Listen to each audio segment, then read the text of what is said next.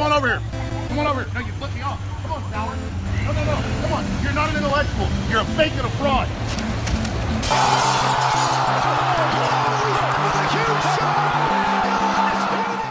Yeah, well, we all know that Disney is not what it used to be, that the product that they put out now is more concerned about pushing a political ideology, many people, I would say half the country, find, disagree with on some levels or another, depending on, how strong your faith is or things of that nature.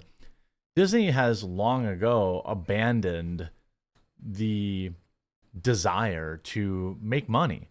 In fact, it seems like they are totally fine losing hundreds of millions of dollars on their movies as long as they can be the first movie that ever did this random thing, the first on-screen girl-on-girl action, even though the movie lost $200 million.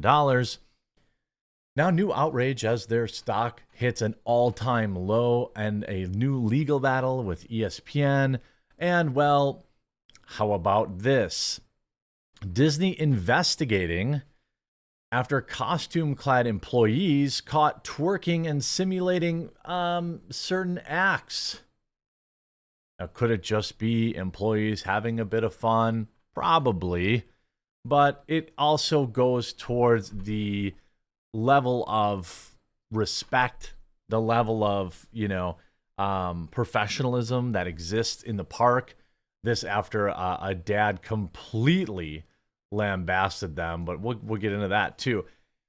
The happiest place on earth? These rogue workers are acting more like it's the spiciest place on earth. Outraged Disney bosses have reportedly launched an investigation after amorous employees at their Anaheim, California amusement park were caught on camera twerking while dressed up as the company's family-friendly cartoon characters.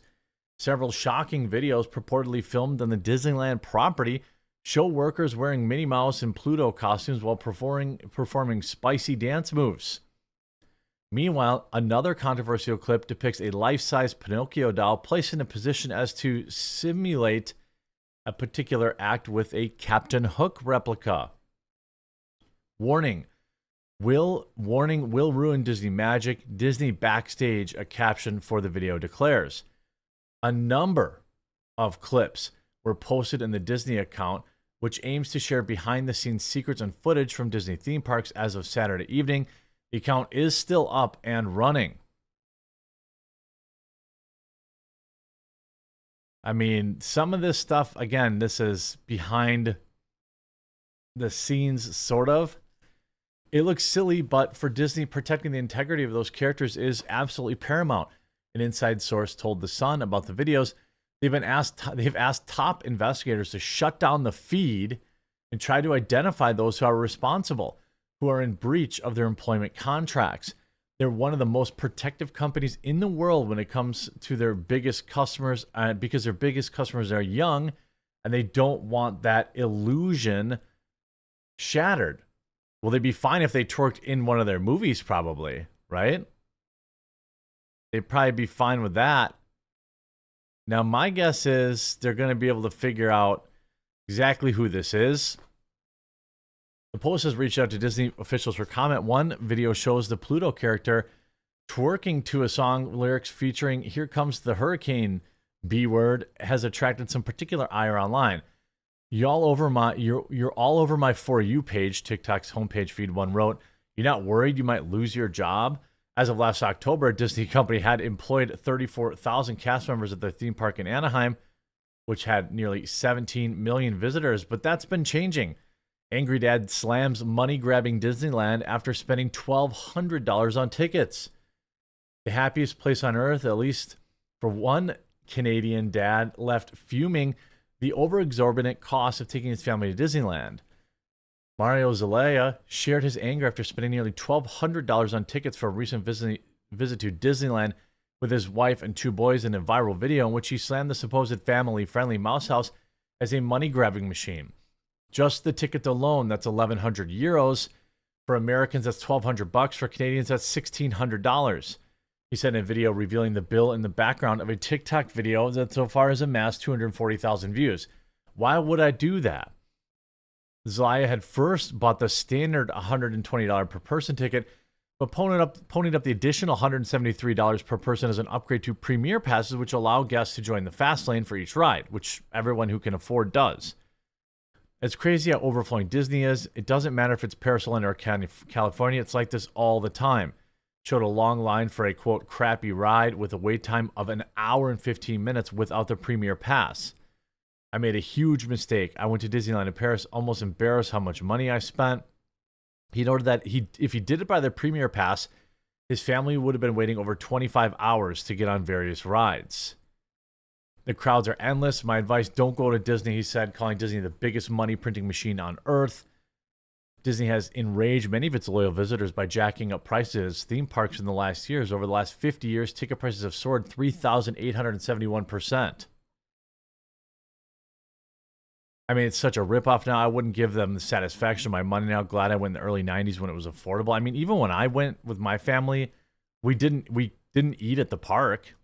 You know, we didn't eat at the park. We would eat before we went, and then after we went, we might have one meal at the park, because, you know, for a family of four, even back then, was $100 to eat whatever crappy buffet food they had. You know, it's like it's very, very bad news for Disney. And you see this just yesterday. It's no surprise Disney stock hits a 9-year low. Here's why. Disney's stock prices hit a 9-year low when it fell below $84 last week, which comfortably put it behind Netflix in the ranking of the world's biggest media companies.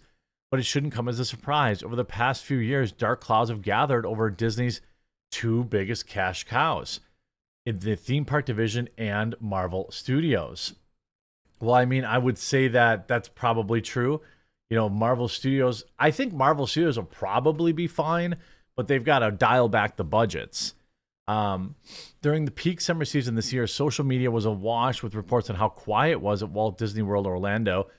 There's so much chatter that CNBC asked Disney chief executive Bob Iger about the low crowds, which he claimed were due to high temperatures in the Sunshine State. Baloney.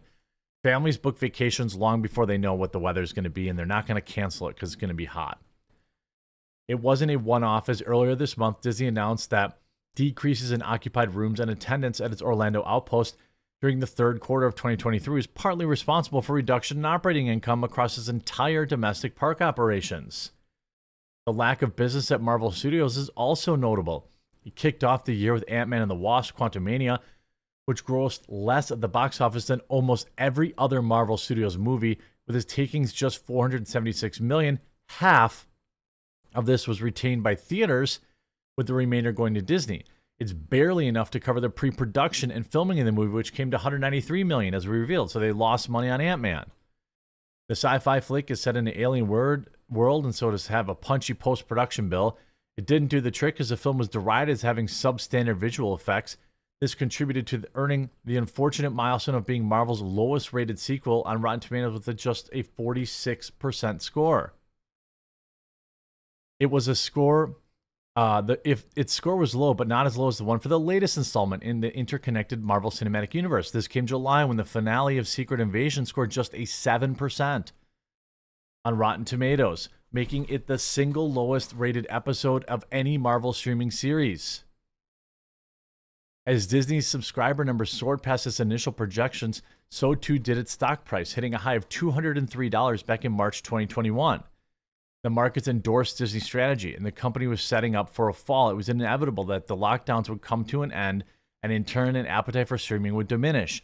Well, I don't think an appetite for streaming has diminished. I think that it's more about the quality. You know, people are still watching shows on streaming. If you look at this, its bloated pipeline puts more pressure on visual effects, seems to increase the chance that the end result may not be up to scratch.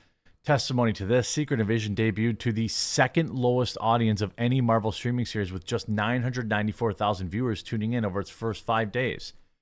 More fundamentally, putting its chips in on streaming placed Disney in direct competition with theater chains, which are its clients.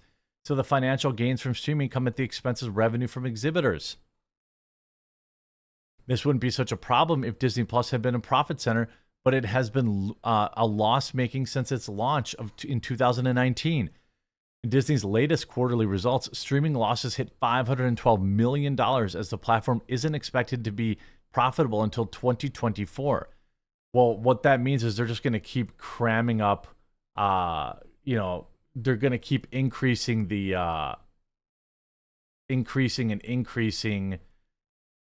the price for everything. I mean, that's what it's going to be. Disney asked Bob Iger to cut short his retirement and return to the helm. He then cut 7,000 jobs, saved $5.5 billion in costs.